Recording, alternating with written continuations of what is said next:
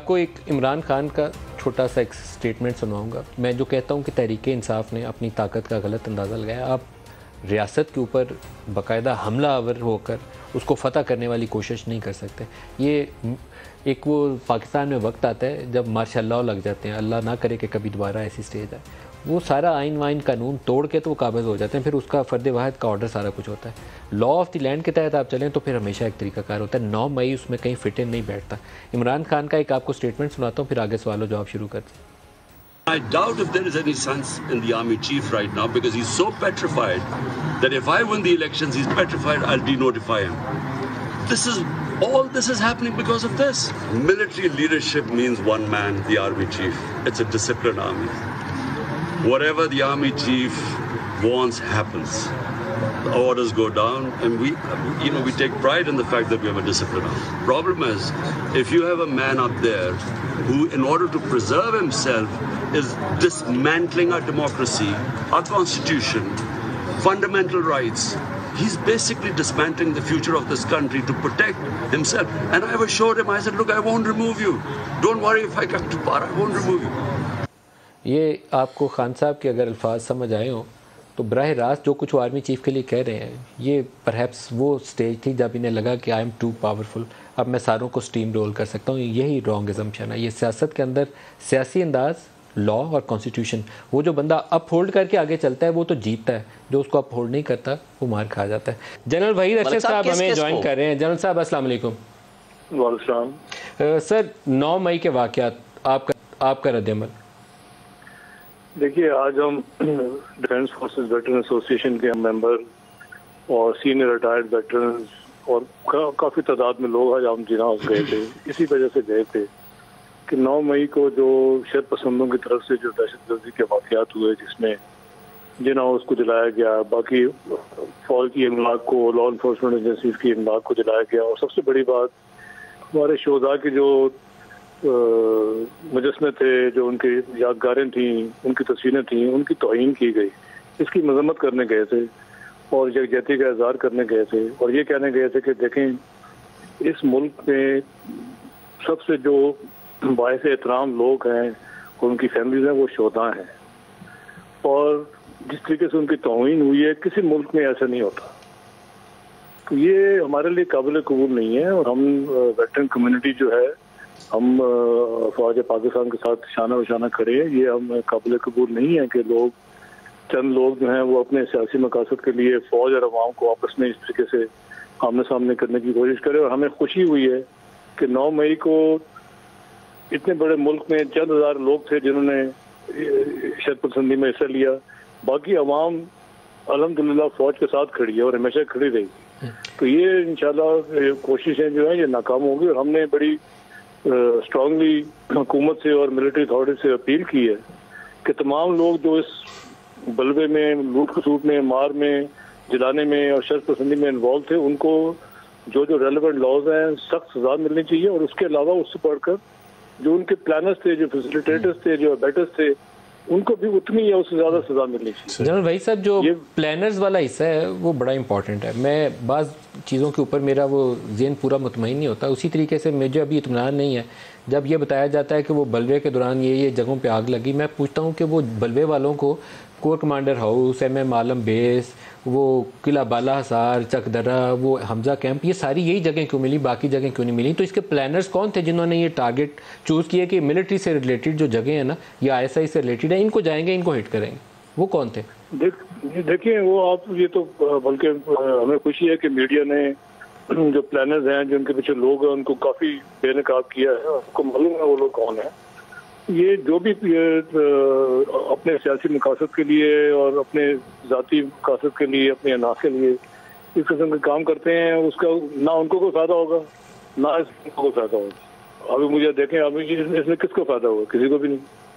تو میرے خیال میں ایسی چیزیں جو ہیں یہ ملک کی سالمیت کے لیے ٹھیک نہیں ہے, اور یہ ان کو جب تک ان کو اس اسٹرانگ سزا نہیں ملے گی, جب تک ان لوگوں کو قرار واقعی انجام نہیں پہنچیں گے, یہ لوگ اس طریقے سے اگر ہم نہیں کریں گے اور یہ حکومت اور ملٹری اتھارٹیز پروسیس اور لا کے تھرو ان کو سزائیں نہیں دیں گی تو اس طرح کی حرکتیں یہ دوبارہ کریں گے.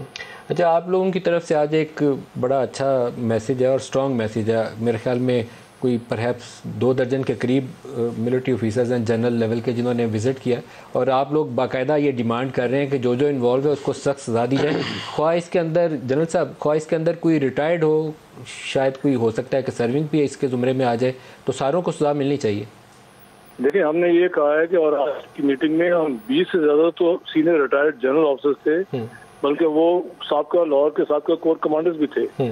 اور ہم نے یہ مطالبہ کیا ہے کہ جو لوگ اس میں انوالو ہیں، چاہے وہ معاشرے کے کسی بھی طبقے سے تعلق رکھتے ہوں، کوئی ان کی معافی نہیں ہونی چاہیے. یہ ہم اس چیز میں بڑے کلیئر ہیں، اور یہ جب تک یہ اپنے منطقی انجام تک یہ سسٹم پروسیس نہیں پہنچے گا، یہ ملک ٹھیک نہیں ہو سکتا. زبیر صاحب، آپ نے بھی یہ سٹیٹمنٹ سنی ہوگی. یہ میں بتا دوں آپ کے ناظرین کے لیے، یہ 12 مئی کی ہے، 3 دن کے بعد، جس دن یہ پیشی تھی عدالت. مئی 9 ہو چکا تھا، 10 مئی ہو چکا تھا. آپ نے باڈی لینگویج دیکھی ہے، آپ نے ان کی وہ تھنکنگ دیکھی ہے کہ he was assuming himself that he's won power. اور اس کی ایک بہت بڑی وجہ پتہ کیا تھی ندیم؟ he thought کہ اس نے وہ جو ٹکر لینی تھی، ٹکر بھی لے لیے، وہ کیے فوج کے ساتھ جو کہ آج تک کسی نے کیا، and he's got away with it. And now there is no one in his way جس کو اس نے جا کے اب قبضہ کرنا ہے. یہ 12 مئی کو یہ کوئی ریمورس نہیں تھا، کوئی یہ نہیں تھا کہ جی جو ہوا وہ غلط. بائی دا وے ججز نے پوچھا ایک دن پہلے، چیف جسٹس نے کہا کہ جی آپ کنڈیم کریں، آپ نے کہا. یہ تو انہوں نے 5-6 دن کے بعد بھی یہ کہا کہ مجھے تو کور کمانڈر کے علاوہ کسی کا پتہ ہی نہیں ہے. مطلب پارٹی اتنی بڑی. تو یہ جو ہے نا، آئی تھنک ان کے مینٹل لیول جو تھا نا اس وقت، یہ جو 12 تاریخ کو، it was completely in direct opposition to what people were thinking کہ کیا اتنا بڑا واقعہ جو فالو آؤٹ ہے اب وہ ہونا چاہیے، کیونکہ پارٹی اس طرح پاؤں پہ نہیں کھڑی رہ سکے گی. میرے خیال میں یہ ضرورت سے زیادہ جو آپ لوگ اس وقت ان کو ٹبری ٹائٹ کر رہے ہیں نا، وہ بھی نہیں آپ کو کرنی چاہیے. دیکھیں، جو پاکستان، ہم جب ابھی بات کر رہے ہیں عمران خان کے لیے قانون کی حکمرانی اور قانون کی انہوں نے دھجیاں آپ نے تو ان کی پارٹی کے لیڈر ایک کے بعد ایک نہ پارٹی کی سیاست چھوڑ رہے ہیں. اب شیریں مزاری کا چھوڑنے کا مطلب یہ ہے کہ آپ نے باقاعدہ اس کو پکڑ کے 10-12 دن بہت تھکایا ہے، اب اس کو اور برداشت نہیں ہے، اس نے کہا بس میں پارٹی چھوڑتا ہوں. سنیں ذرا، میرا خیال ہے 2017 کے بعد سے جب سے میاں نواز شریف کو ڈسکوالیفائی کیا تھا، اس کے بعد سے ہمارا بازو مروڑا جا رہا تھا. میرا خیال ہے ایک second, we stood as a party. 4 سال عمران خان نے کیا نہیں کیا تھا. آپ نے تو کچھ قصے سنائے تھے نا کہ اس کو پکڑا اور آپ کو کسی سرونگ اس وقت کے کسی نے بتایا تھا. بٹ ندیم، اس کے علاوہ جو پیچھے ہو رہا تھا، جو انٹیمیڈیشن، جو تھریٹس، جو تباہی مچائی ہوئی تھی، جو جس طرح سے مینیج کیا جا رہا تھا، and Imran Khan was directly responsible for it. And by the way he was owning that responsibility, چاہے وہ واشنگٹن میں کھڑے ہوتے تھے، چاہے وہ کسی اور کو انٹرویو دے رہے ہوتے تھے یا پاکستان میں، کہ مطلب اس قسم کے رانا ثناء اللہ کو میں مونچھوں سے پکڑ کے وہ کروں گا. اور آپ کو وہ دن بھی یاد ہے کہ جب رانا ثناء اللہ کو اندر بند کیا تھا ایک ہیروئن ڈال کے، تو اس کے دوسرے دن پریس کانفرنس کون کر رہا تھا؟ پریس کانفرنس شہریار افریدی اور ان کے ساتھ ایک 2 اسٹار بیٹھے. مطلب was that an acceptable thing کہ کمنگ فرام این انسٹیٹیوشن؟ تو میرا خیال ہے عمران خان نے تو ایک اتنا بہترین موقع تھا. یہ اگر 12 کو بھی یہ کہتے کہ میں سب سے پہلے بات کرنا چاہتا ہوں، میں شرمندہ ہوں جو 9 تاریخ کو ہوا، 9 کو تو فوری طور پہ ڈسٹنس کر لینا چاہیے. بالکل، یہ جو آپ کہہ رہے تھے نا پارٹی بچنے کا، پارٹی بالکل بچنی چاہیے، بالکل بچنی چاہیے. یہ کوئی پاکستان کے لیے اچھا نہیں ہے، ان دا پاسٹ آلسو.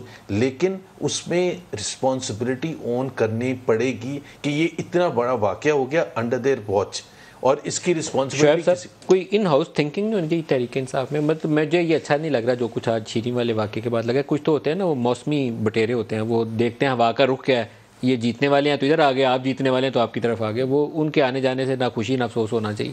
لیکن پروبیبلی کچھ ایسے لوگ ہوتے ہیں جو پارٹی کے ساتھ جڑ کے چل رہے ہوتے ہیں، ان کو ڈنڈا مار کے اگر کوئی توڑے تو پھر پارٹی کا نقصان ہے، سیاست کا نقصان. خان صاحب سے دوبارہ بات نہیں ہوئی، ان ہاؤس تھنکنگ ہونی چاہیے. جس دن ہائی کورٹ میں ہم تھے وہ سارا دن میں ان کے ساتھ تھا جب بیل ہوئی، اور بیل ہونے کے بعد بھی میں جیو کے پروگرام میں رانا ثناء اللہ صاحب کے ساتھ پروگرام میں بیٹھا تھا. اس وقت تک انہوں نے ان کو 3 گھنٹے اس کے باوجود کنفائن رکھا. دے ور تھنکنگ کہ ہم ان کو چھوڑیں یا نہ چھوڑیں. حالانکہ ہائی کورٹ نے سارے کیسز میں بیل دے دی تھی جو ڈسکلوزڈ ہیں یا نہیں ہیں.